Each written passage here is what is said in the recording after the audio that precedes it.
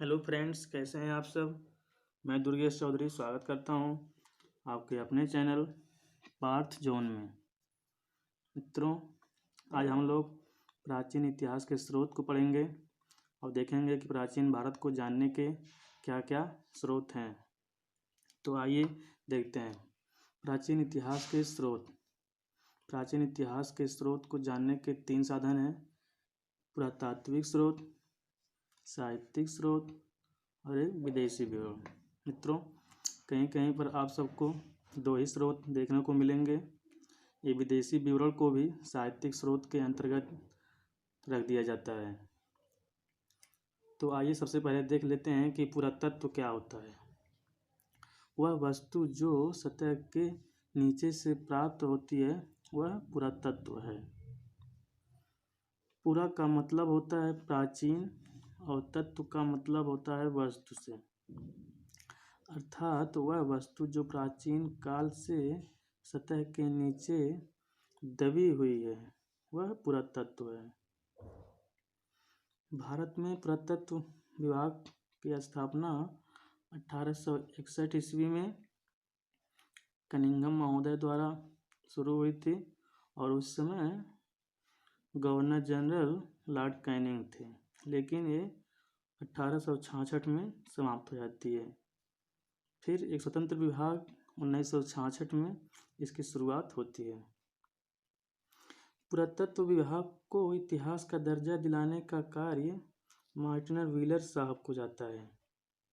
मित्रों, 1861 में पुरातत्व विभाग की स्थापना कनिंघम द्वारा की गई थी, लेकिन इतिहास में उसको स्थान दिलाने का कार्य मार्टिन व्हीलर साहब ने किया।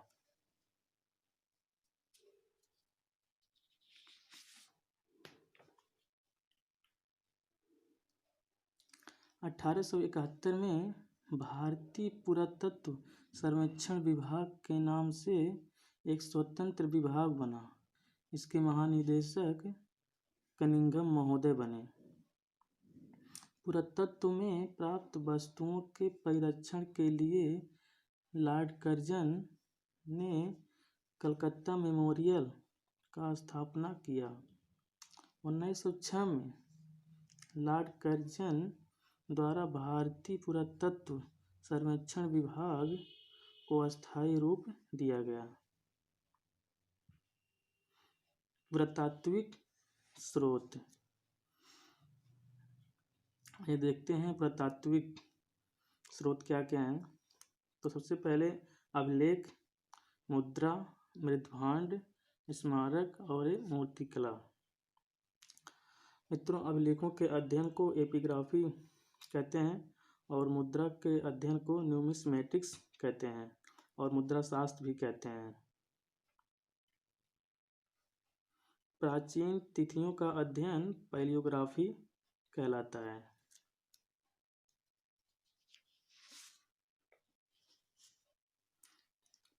अभिलेख के प्रकार, आइए देखते हैं कि अभिलेख कितने प्रकार के होते हैं।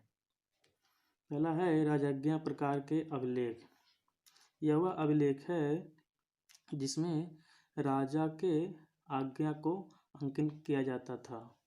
प्रशस्ति प्रकार के अभिलेख, इसमें राजा के उपलब्धियों का वर्णन होता था। दानपत्र प्रकार के अभिलेख, इसमें राजाओं द्वारा दी गई दान के बारे में वर्णन होता था। मूर्तिपट्ट प्रकार के अभिलेख, इसमें मूर्तियों के पिछले हिस्से पर जो अंकन होता था उसे मूर्तिपट्ट प्रकार के अभिलेख कहते हैं। साहित्यिक स्रोत, साहित्यिक स्रोत में 2 हैं, एक धार्मिक स्रोत, एक गैर धार्मिक स्रोत। धार्मिक स्रोत में 3 हैं, एक ब्राह्मण साहित्य, बौद्ध साहित्य, एक जैन साहित्य। ब्राह्मण साहित्य में कई पार्ट हैं, शिववेद हो गया, पुराण ब्राह्मण हो गया, आर्यक हो गया, उपनिषद हो गया, वेदांग हो गया, सूत्र हो गया, महाकाव्य और धर्मशास्त्र। मित्रों, इन सब के बारे में हम लोग विस्तृत से जानकारी इकट्ठा करेंगे जब हम लोग ऋग्वैदिक काल को पढ़ेंगे। बढ़ते हैं बौद्ध साहित्य की तरफ। बौद्ध साहित्य के स्रोत हैं उसे पिटक कहा जाता है। बौद्ध साहित्य में 3 पिटक हैं, सुत्त पिटक, विनय पिटक और अभिधम्म पिटक। सुत्त पिटक इसमें बुद्ध की शिक्षाएं हैं। विनय पिटक इसमें बौद्ध संघ के नियम कानून हैं।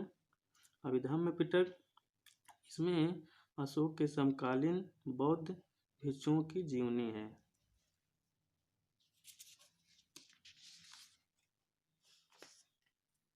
जैन साहित्य। जैन साहित्य को आगम कहा जाता है।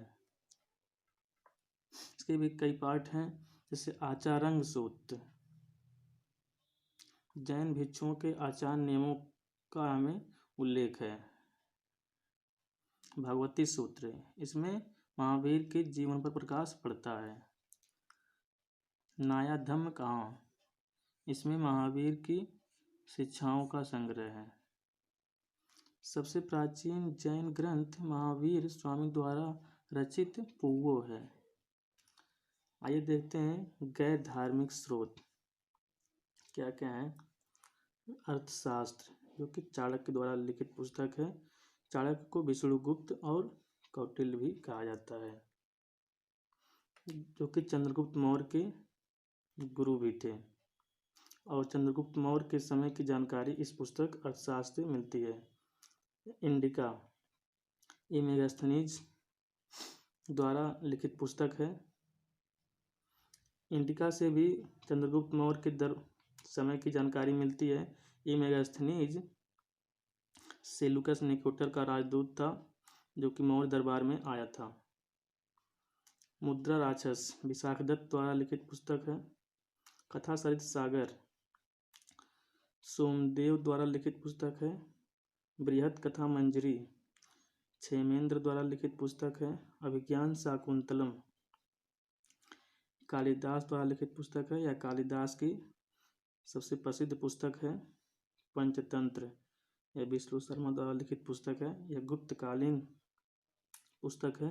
मित्रों, इस पुस्तक के बारे में कहा जाता है कि बाइबिल के बाद सबसे प्रसिद्ध ही इस पुस्तक को मिली है।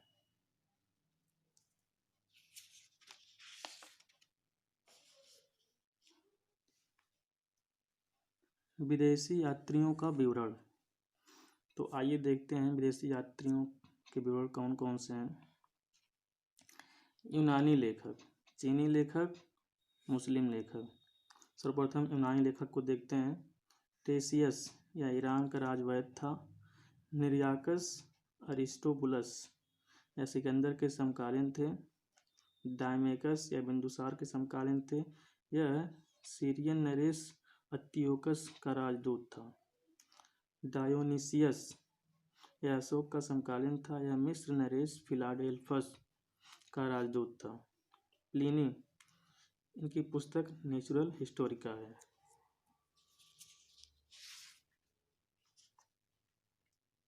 चीनी लेखक फायान, इनका मूल नाम कुंग है। इनकी पुस्तक फो क्यों की है। यह चंद्रगुप्त द्वितीय के समय में भारत आए थे। ह्वेनसांग इनकी पुस्तक का नाम सेयुकी है। ह्वेनसांग को तीर्थयात्रियों का राजकुमार भी कहा जाता है। यह हर्षवर्धन के समय में भारत आए थे। इत्सिंग यह 7वीं सदी में भारत आए थे। प्रमुख बौद्ध भिक्षुओं की आत्मकथा नामक पुस्तक इन्होंने लिखी। ये मुस्लिम लेखक, मुस्लिम लेखक में सर्वप्रथम फिरदौसी, इनकी पुस्तक शाहनामा है। यह शाहनामा दोस्तों फिरदौसी ने बिना भारत आए हुए लिखा था। और शाहनामा को अफगानिस्तान का महाभारत भी कहा जाता है। इब्न बतूता, इनकी पुस्तक रैला है। इब्न बतूता मोरक्को के रहने वाले थे। यह मोहम्मद बिन तुगलक के समय भारत आए थे और मोरक्को में जाकर इन्होंने रैला को लिखा था। सुलेमान 9वीं शताब्दी में आए थे और इनकी पुस्तक अखबार उल सिंध है।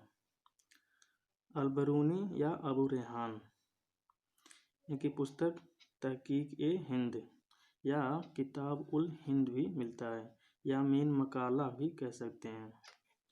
दोस्तों, इनके पुस्तक तहकीक ए हिंद को 11वीं शताब्दी का दर्पण कहा जाता है। सो मित्रों, आई होप ये वीडियो आपको अच्छा लगा होगा। तो मिलते हैं नेक्स्ट वीडियो में, तब तक के लिए थैंक यू।